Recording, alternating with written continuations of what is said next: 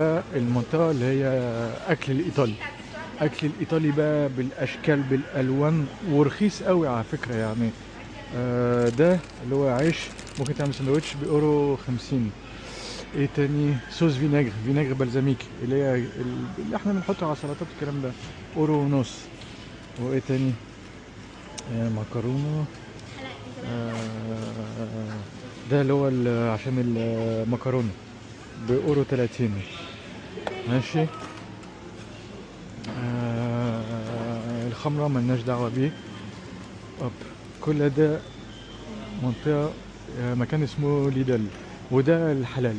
طبعا احنا عندنا الحلال مش موجود في كل حتة. فلو مثلا عايز مثلا ايه، سوسيسون ساك اللي هو اللحمة